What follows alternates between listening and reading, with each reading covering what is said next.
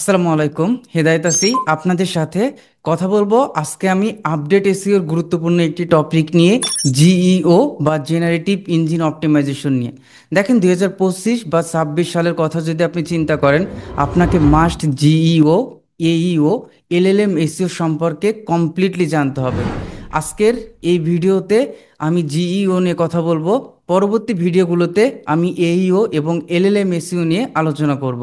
চলুন আজকে তাহলে আমরা কমপ্লিটলি জানার চেষ্টা করব জিইও আসলে কি এবং কিভাবে আপনি আপনার কন্টেন্টকে এআই জেনারেটেড সার্চ রেজাল্টে আনতে পারবেন। জিইও বা জেনারেটিভ ইঞ্জিন অপটিমাইজেশন হচ্ছে এমন একটা কৌশল যেখানে আমরা কন্টেন্ট এমনভাবে তৈরি করি যাতে এআই জেনারেটিভ ইঞ্জিন যেমন চ্যাট জিপিটি, গুগল এসজিই এবং এলএলএম প্ল্যাটফর্মগুলো আমাদের ওয়েবসাইটের তথ্য ব্যবহার করে উত্তর তৈরি করতে পারে। সিম্পলভাবে যদি আমি বলি, আমরা বিভিন্ন তথ্যের জন্য এখন এআই ব্যবহার করি। এআই থেকে আমরা যে ওভারভিউ রেজাল্ট পাচ্ছি, ঠিক এইটাকে বলা হয় জেনারেটিভ ইঞ্জিন অপটিমাইজেশন। আরও সহজভাবে যদি আপনি চিন্তা করেন, যখন আমরা কোনো ইনফরমেটিভ কিওয়ার্ড লিখে গুগলে সার্চ করি, গুগল আমাদেরকে এআই ওভারভিউ দিচ্ছে। এআই ওভারভিউতে যে রেজাল্ট পাচ্ছি, এটা কি বলা হয় জেনারেটিভ ইঞ্জিন অপটিমাইজেশন। দেখেন, আমরা আগে এসইও করতাম শুধুমাত্র গুগলে র্যাঙ্ক করার জন্য। এখন জিই এবং চ্যাট জিপিটি অ্যান্সার বক্সে জায়গা পাওয়ার জন্য আমাদেরকে কন্টেন্টকে ওইভাবে অপটিমাইজেশন করতে হয়। জিইও আপনার কন্টেন্ট যেন এআইয়ের কাছে সব থেকে বেশি ট্রাস্টেড হয়, কন্টেক্সচুয়ালি রিলিভেন্ট ও সোর্সেবল হয়, ওইভাবে আমাদেরকে কন্টেন্টটাকে অপটিমাইজেশন করা জিইও এর অংশ।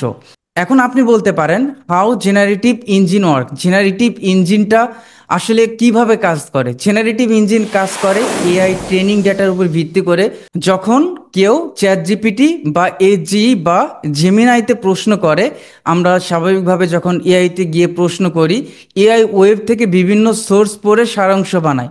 অর্থাৎ এআই কোনো একটা ওয়েবসাইটের ইনফরমেশন নিয়ে আমাদেরকে একটা রেজাল্ট দিচ্ছে। এই সময় এআই তিনটা জিনিস খোঁজে। প্রথমত খোঁজে কনটেক্সচুয়াল রিলিভেন্ট টেক্সট।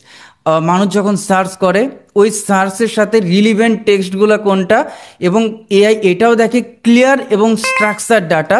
যখন দেখে যে ক্লিয়ার এবং স্ট্রাকচার ডাটা করা আছে, তখন এআই ওই ইনফরমেশনটাকে আমাদের ওভারভিউতে নিয়ে দেয়। এবং অথরিটিভ সোর্স, নাম্বার 3, অথরিটিভ সোর্স। তাহলে আপনি যদি আপনার ওয়েবসাইটে এমনভাবে কন্টেন্ট লেখেন, তাহলে আমাদের প্রতিটা কন্টেন্ট এমনভাবে লিখতে হবে যেখানে প্রশ্ন ও উত্তর স্পষ্ট, ডাটা ভ্যালিড এবং এআই আপনাকে রেফারেন্স হিসাবে বেছে নেবে। তাহলে আমরা জিইও অপটিমাইজেশনের জন্য কি কি টেকনিক ফলো করতে পারি? প্রথমত আপনাকে ডাটা ব্যাকড রাইটিং করতে হবে। এআই ফ্যাকচুয়াল তথ্য ভালোবাসে, তাই আপনার কন্টেন্টের সংখ্যা, রিপোর্ট, উৎস, স্টাডি এবং কেস স্টাডি আমাদেরকে অ্যাড করতে হবে। এআই এই ডাটাগুলো সংগ্রহ করে রেফারেন্স হিসাবে ব্যবহার করে। এক কথায় আমি যদি আরও সহজভাবে বলতে চাই, আপনারা যারা ইইএটি সম্পর্কে প্রপার আইডিয়া আছে, প্রতিটা কন্টেন্টে আমাদের রিয়েল এক্সপিরিয়েন্স শেয়ার করতে হবে। প্রতিটা কন্টেন্টে আপনি ওই নলেজ শেয়ার করতে হবে, এক্সপার্টাইজ শেয়ার করতে হবে। প্রতিটা কন্টেন্ট ট্রাস্টেবল হতে হবে এবং অথরিটি সম্পন্ন হবে। তারপর যদি দেখি স্ট্রাকচার ইনফরমেশন, অর্থাৎ স্কিমা মার্কআপ, যে স্কিমাটা আমরা জ্যাসন-এলডি স্কিমাটা ব্যবহার করি, যখন আপনি এই স্কিমাটা ব্যবহার করবেন, তখন গুগল এবং অন্যান্য সার্চ ইঞ্জিন ইন্ডিকেটলি একটা আইডিয়া পায় যে আপনার কন্টেন্টটা কোন টপিকের উপর।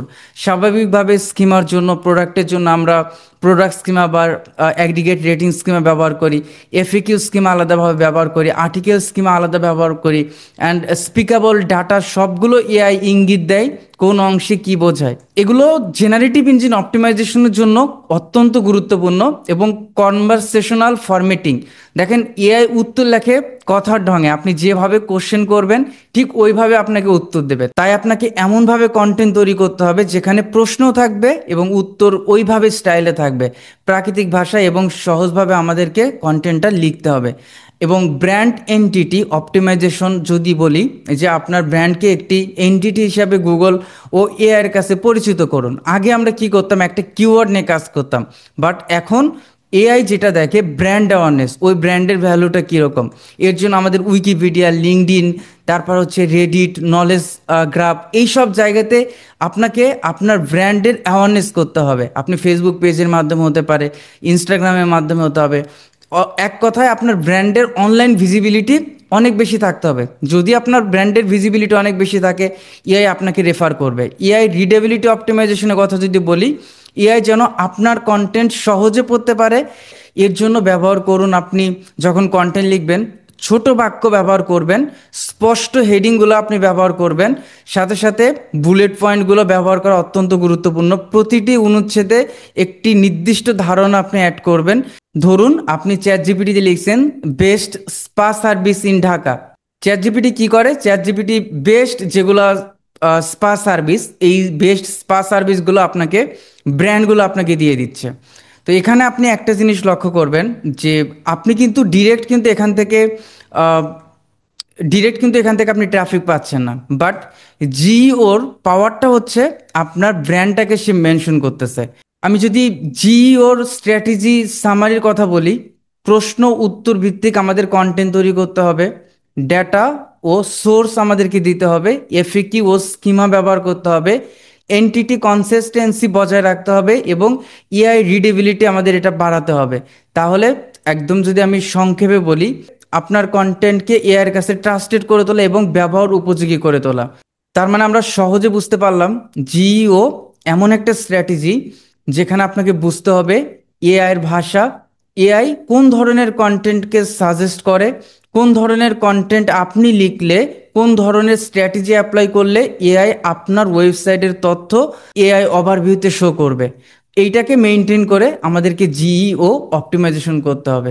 লোকাল এসইওর কথা যদি বলি, জিইও লোকাল এসইওর জন্য সবথেকে গুরুত্বপূর্ণ ভূমিকা পালন করে। এখানে আমাদের লোকাল বিজনেসের জন্য, লোকাল সার্ভিসের জন্য জিইও আমাদের মাস্ট অপটিমাইজেশন করতেই হবে। তো আগামী ক্লাস ইনশাল্লাহ আমি দেখানোর ট্রাই করব আপনাদের স্টেপ বাই স্টেপ লোকাল এসইওর জন্য জিইও কেন এত ইম্পর্টেন্ট এবং লোকাল এসইওতে আপনারা কিভাবে জিইওটা ইমপ্লিমেন্ট করবেন। আমি চেষ্টা করব সম্পূর্ণটাই দেখানোর। আজকে এই পর্যন্তই। সবাই ভালো থাকবেন, সুস্থ থাকবেন। আল্লাহ হাফেজ, আসসালামু আলাইকুম।